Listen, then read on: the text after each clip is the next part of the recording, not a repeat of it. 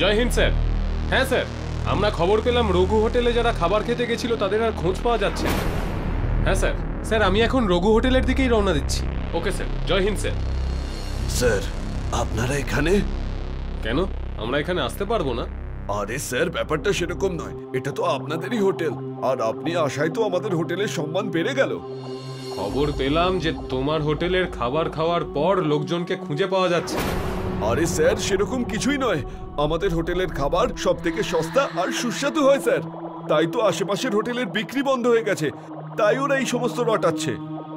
হ্যাঁ স্যার, এখানে এরকম কোনো কিছুই পাইনি যাতে আমাদের মনে হয় এখানে কোনো সমস্যা চলছে। ঠিক আছে স্যার, আমি এর উপর নজর রাখবো স্যার। জয় হিন্দ স্যার। সকাল থেকে সন্ধে হয়ে গেল, আজ একজনও তো গ্রাহক এলো না।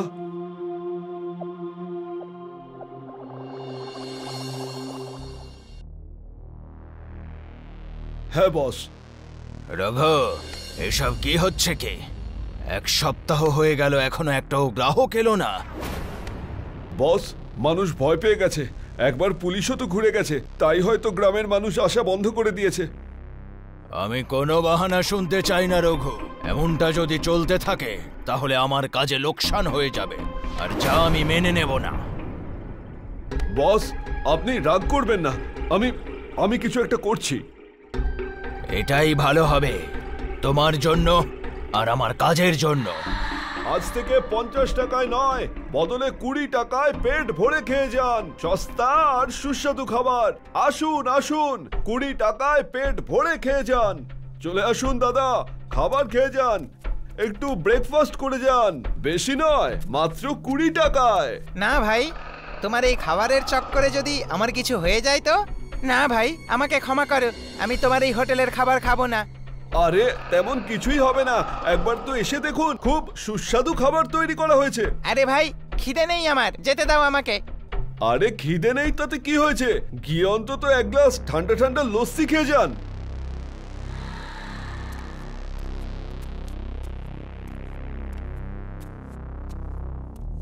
দাদা, আমার নাম হলো ভোলা, আমি একটা পথিক, আর আমার খুব জোরে খিদে পেয়েছে।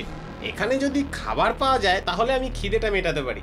আরে দাদা, আপনি ঠিক জায়গায় এসেছেন, আমার হোটেলের খাবার সব থেকে সস্তাও আবার সুস্বাদুও।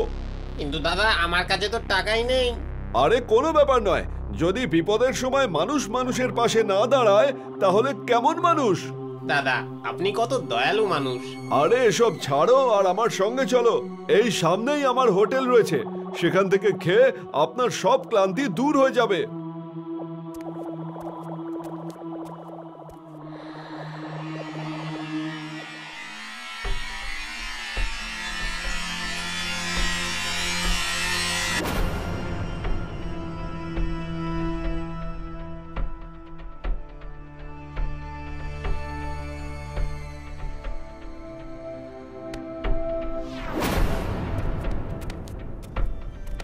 আরে এদিক ওদিক কি দেখছিস, চল তুইও উঠে দাঁড়া আর কাজে লেগে পড়।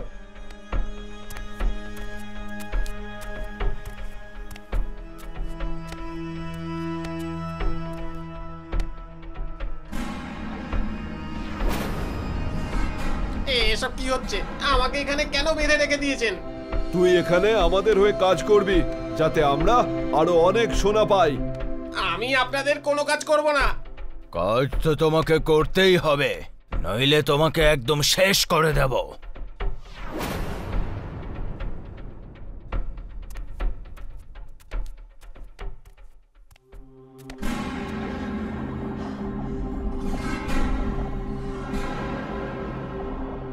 ও ওই সময় এখানে কি করছে?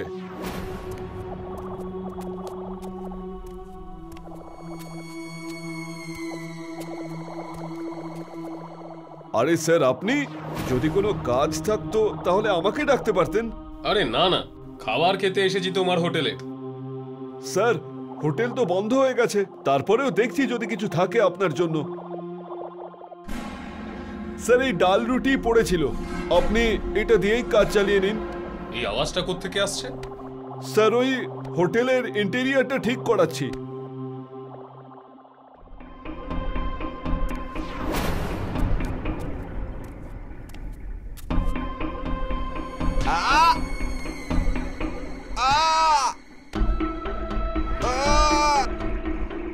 আহ!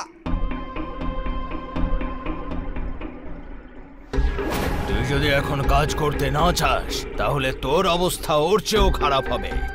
কেন জেদ করছিস? এটাই তোর নিয়তি।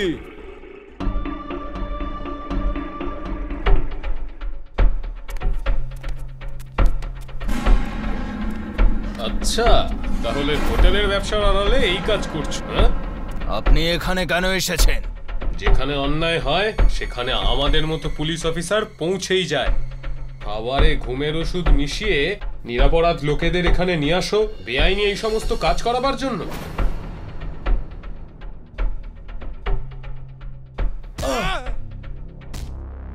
এবারে তো তুই অনেক কিছু জেনে ফেলেছিস আমাদের ব্যাপারে, তাই তোকে এবার মরতে হবে। না রঘু, একেও কাজে লাগিয়ে দাও, যাতে ওকে দেখে অন্যরা বুঝতে পারে যে আমার এখানে কাজ করবে না বলার সাহস যেন কেউ না পায়। এই ইউনিফর্ম লোকেদের সুরক্ষার জন্য পরেছি আমি, তোর চামচেগিরি করার জন্য নয়। ওকে ছেড়ে দাও, না হলে তোমাদের অবস্থা খুব খারাপ হয়ে যাবে। রঘু, প্রথমে এই ইন্সপেক্টরকে শেষ করে দে, তারপর এই শয়তানটাকে।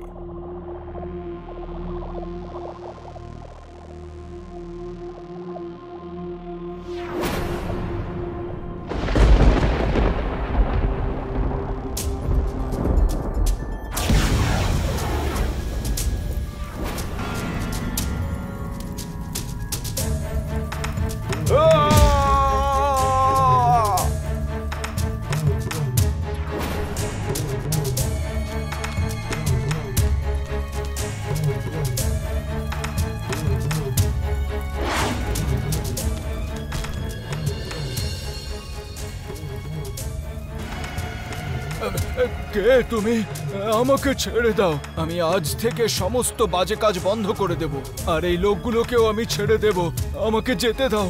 মরতে তো তোকে হবে, কারণ আমি তোকে মারতেই এসেছি। দাঁড়ান, আমি জানি না আপনি আসলে কে, কিন্তু এটা অন্যায় হচ্ছে। আপনি নিজের হাতে আইন তুলে নিতে পারেন না। এই মাল্য সাহেব এই আইন নিজে হাতে ভঙ্গ করেছিলেন আজ থেকে 3 বছর আগে। আমি এই ভীমাপুর গ্রামের থানার অফিসার ইনচার্জ ছিলাম, ইন্সপেক্টর ভোলা সিং। একদিন ওরা খাবারের মধ্যে ঘুমের ওষুধ মিশিয়ে দিয়ে আমাকে আর আমার সাথীদের থানার মধ্যে জ্যান্ত পুড়িয়ে মেরে দিয়েছিল। আমার কাছে এই মাল্য সাহেবের বিরুদ্ধে প্রমাণ ছিল। আপনি একজন পুলিশের লোক হয়ে আইনকে নিজের হাতে তুলে নিতে পারেন না? কখনো কখনো এই ধরনের ক্রিমিনালকে সাজা দিতে গেলে আইনের বেড়াজাল টপকে গিয়ে আইন হাতে তুলে নিতেই হবে তোমায়।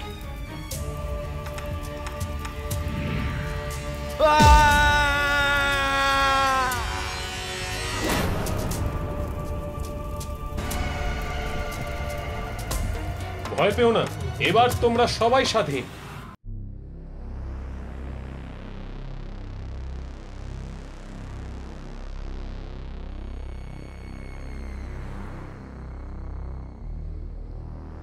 আরে বৌমা, সুধীর কি ফোন করেছিল? 2 দিন পরে দোল। ও অফিস থেকে ছুটি পেয়েছে? এখনো তো পাইনি মা, কিন্তু ও বসের সাথে কথা বলেছে।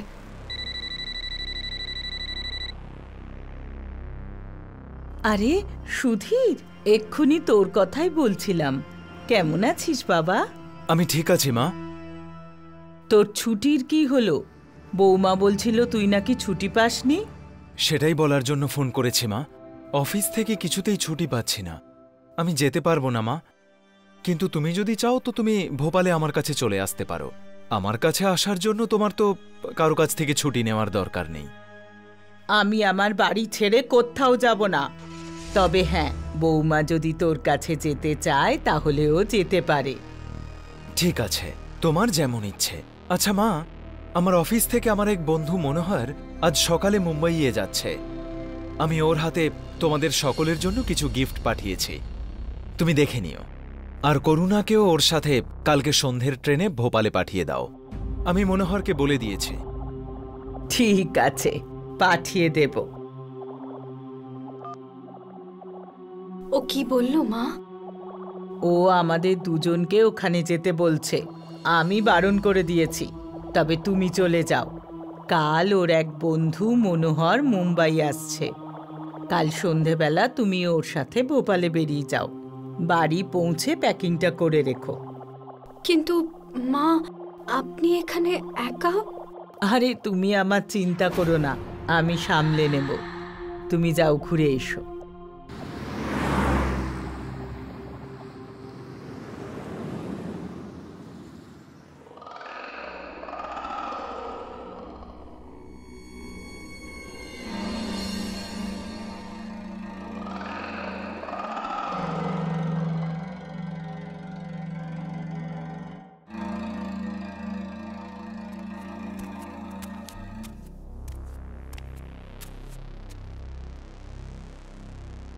মা, মা, মা,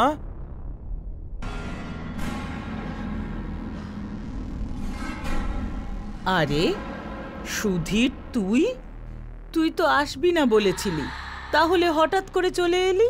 আসলে মা, লাস্ট মোমেন্টে বস ছুটি দিয়েছে, তাই চলে এলাম। করুণা কোথায় মা? করুণা, করুণা! মজা করছিস কেন? করুণা তো তোর সাথেই থাকবে। কিছুক্ষণ আগে মনোহর তোর বউকে তোর কাছে নিয়ে গেছে। না মা, ও তো কই আমার সাথে নেই। ভাবলাম মনোহরের আগে আমি পৌঁছে যাব, তাই আর আমি ওকে কল করিনি। এনিওয়েজ, আমি ওকে ফিরে আসার জন্য বলছি। প্রণাম মাসিমা। মনোহর, আরে তুই এখানে কি করছিস? আরে ভাই, আমার বস তাড়াতাড়ি ছুটি দিয়ে দিল আজ, তাইও আমি ফ্লাইটে করে চলে এলাম। আমি তোকেই ফোন করছিলাম তো। করুণা কোথায়? মানে আমি তো ওকেই নিতে এসেছি। মানে তুই করুণাকে নিয়ে যাসনি? না, কি হয়েছে? মা, করুণা তাহলে কার সাথে ভোপাল গেল? সুধীর, কোনো গন্ডগোল আছে, তাড়াতাড়ি দয়াকে ফোন কর। হ্যালো দয়া, সুদীপ বলছি।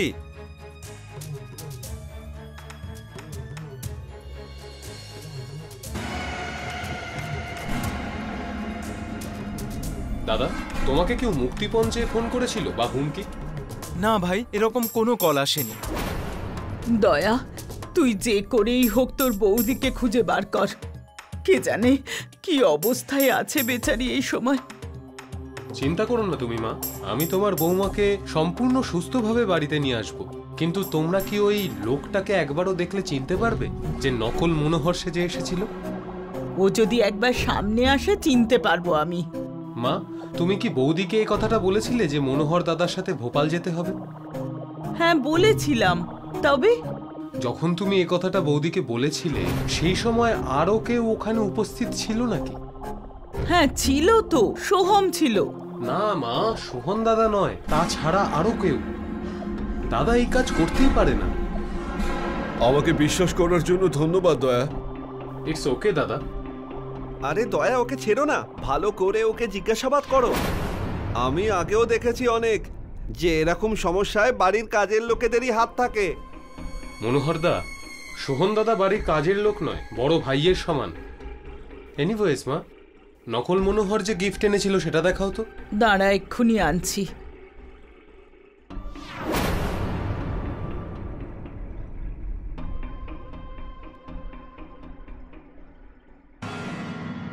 এইটা এনেছিল।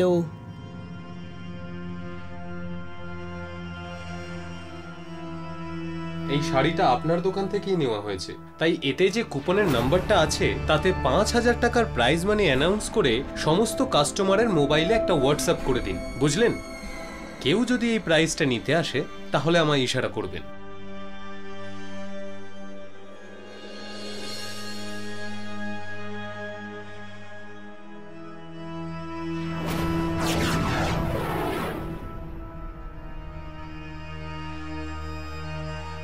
না রে দয়া, এই লোকটা সে লোক নয়। টেনশন করো না তুমি মা, এই লোকটা সে লোকটা নয় তো কি হয়েছে, যাবে তো ও সেই লোকটারই কাছে। চলো দাদা, ওই বাইকটাকে ফলো করো, ফাস্ট।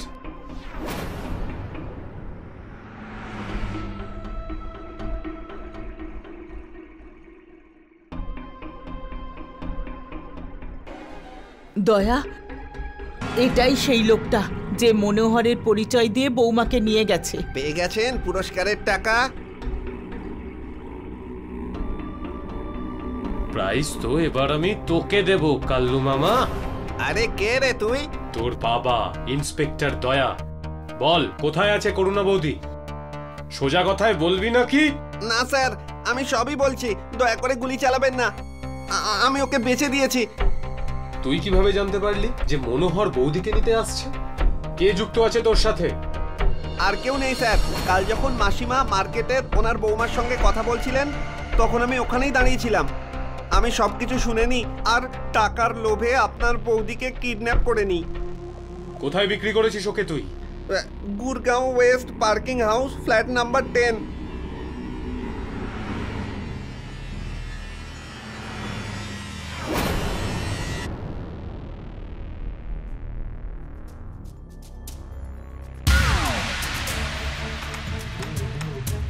অনেক হয়েছে শেঠজি, আজকের জন্য এইটুকুই যথেষ্ট। তোর বাকি কাপড়গুলো পুলিশ স্টেশনে গিয়ে খুলবো।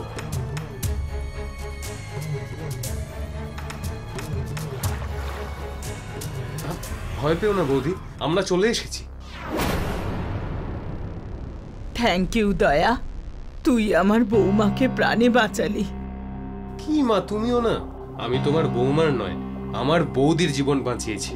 যদি না বাঁচাতাম তাহলে বৌদির হাতের চা, পকোড়া আর পরোটা খেতাম কিভাবে আমি? দাদার কথা জানি না, কিন্তু এত ভয়ঙ্কর রিস্ক আমি তো নিতে পারতাম না।